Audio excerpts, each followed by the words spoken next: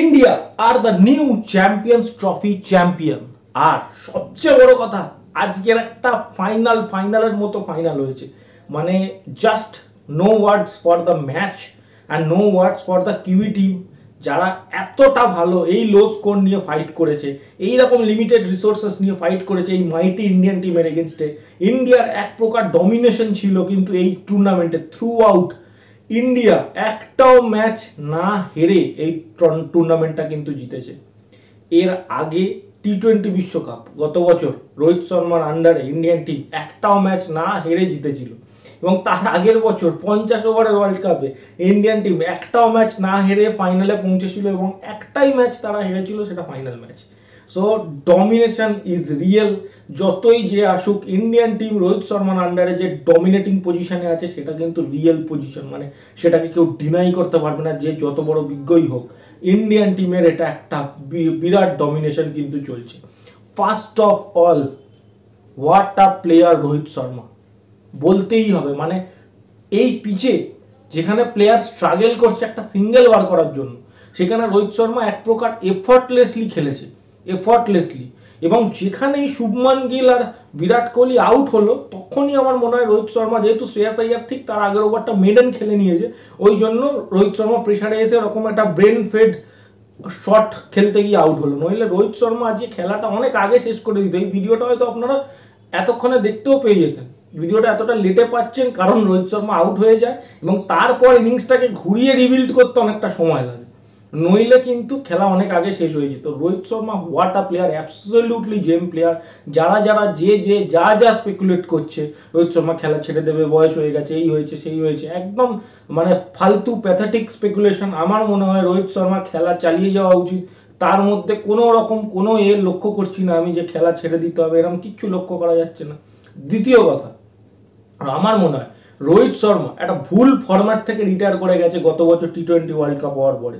কারণ সে টি-20 থেকে রিটায়ার করে, হোয়ারাস তার আমার মনে হয় তার টেস্ট থেকে রিটায়ার করলে বেটার হতো। কারণ টি-20 ও ওয়ানডে ক্রিকেট কিন্তু রোহিত শর্মার মধ্যে প্রচুর পরিমাণে পড়ে আছে।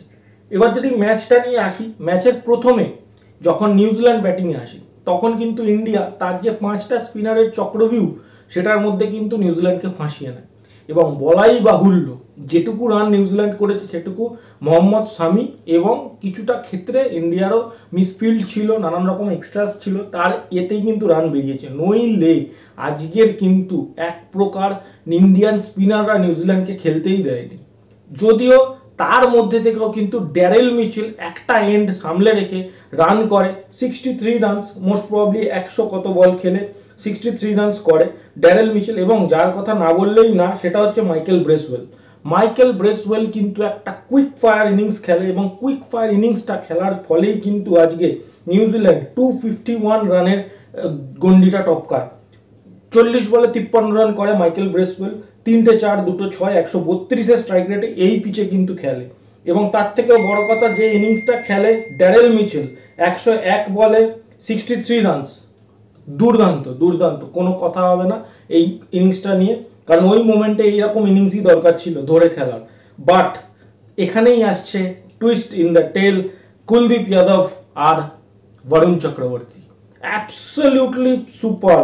কুলদীপ যাদব 10 ওভারে 40 run 2 wicket. Varun Chakravarthy throughout the tournament 10 ওভারে আজকে খেলেছে, 10 ওভারে 45 রান দিয়ে 2 উইকেট, থ্রু আউট টুর্নামেন্ট ভালো খেলেছে। এবং কুলদীপ যাদবের ক্ষেত্রে ইনিংসটা দরকার ছিল, এই বোলিং এফর্টটা দরকার ছিল, কারণ তাকে নিয়ে ক্রিটিসাইজ হচ্ছিল সে নাকি নকআউটে বল করতে পারে না।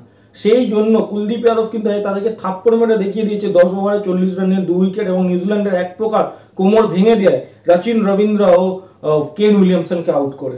মোহাম্মদ শামি 1 উইকেট পায়, খুবই ইকোনমি, মানে খুবই রান খেয়েছে আজকে। 9 ওভারে 74 রান, 8-এর ইকোনমি, অনেকটাই রান দিয়েছে। কারণ ফাস্ট বোলারদের কোনো হেল্প ছিল না। হার্দিক পান্ডিয়া এখানে মাত্র 3 ওভার বোলিং করেছে। আর রবীন্দ্র জাদেজা, যার কথা না বললেই নয়, 10 ওভারে মাত্র 30 রান দিয়ে 1 উইকেট। অক্ষর প্যাটেল 8 ওভারে মাত্র 29 রান দিয়ে উইকেট পায়নি, বাট মাত্র 29 রান দিয়েছে।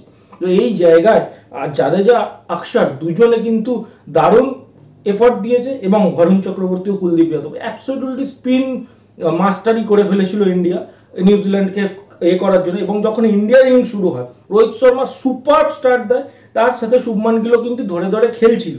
কিন্তু শুভমান গিল যখন আউট হয়, মিচেল স্যান্টনারের বলে 50 বলে 31 রান করে, তারপর বিরাট কোহলি নামে এবং বিরাট কোহলি নামে আর আউট হয়। মানে একটা বলের দুটো বল খেলে মাত্র 2 বলে 1 রান করে আউট হয়ে যায়। তারপরে কিন্তু রোহিত শর্মা ও শ্রেয়াস আইয়ার, যখন শ্রেয়াস আইয়ার সবে সবে ব্যাটিংয়ে নামে একটু টাইম নেয়, সেই মোমেন্টে কিন্তু রোহিত শর্মা একটা মানে প্রেশার রিলিজ করতে গিয়ে ব্রেন ফেড হয়ে একটা স্টেপ আউট করে খেলতে গিয়ে আউট হয়ে যায়। 83 বলে 76 রান। এই 83 বলটাও হয়েছে কিন্তু অনেক পরে, তার আগে কিন্তু রোহিত শর্মা 100-র ওপর স্ট্রাইক রেটে খেলছিল 7টা 4 ও 3টে 6 মেরে। এরপরে আসে অক্ষর প্যাটেল আর শ্রেয়াস আইয়ার, দুজনে দুর্দান্ত খেলে, দুর্দান্ত পার্টনারশিপ করে এবং এক প্রকার নিউজিল্যান্ডকে গেম থেকে আউট করার পুরো চেষ্টা করে।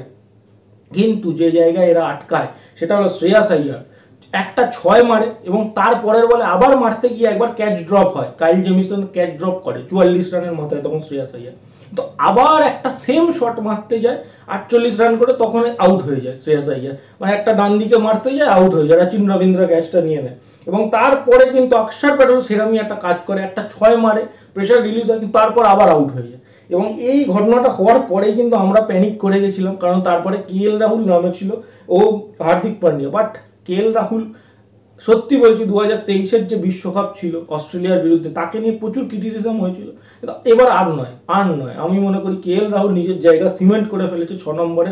নো ডিবেট KL রাহুল না Rishabh Pant, no debate KL Rahul first. আর ম্যাচ ফিনিশ যে করতে পারে, যে ইনিংস ধরতে পারে, যার মধ্যে দুটো এবিলিটি আছে, তাকে আমরা কেনই বা বাদ দেবো টিম থেকে, যে নকআউট স্টেজেও ম্যাচ ফিনিশ করছে। আগের ম্যাচটা অস্ট্রেলিয়ার বিরুদ্ধে, এই ম্যাচটা নিউজিল্যান্ডের বিরুদ্ধে, ফাইনাল ম্যাচ ফিনিশ করে এসেছে 33 বলে 34 রান। এবং হার্দিক পান্ডিয়া একটা ছোট্ট কেমিও খেলে 18 বলে 18 রানে।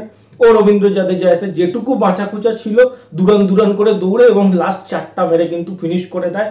এবং বলাই বাহুল্য, ইন্ডিয়া আর the champions of champions trophy 2025। আমরা এর ভবিষ্যৎ জানি না, রোহিত শর্মা কি ডিসিশন নেবে, জাদেজা কি ডিসিশন নেবে, বিরাট কি ডিসিশন নেবে, but fact is for today we are the champion.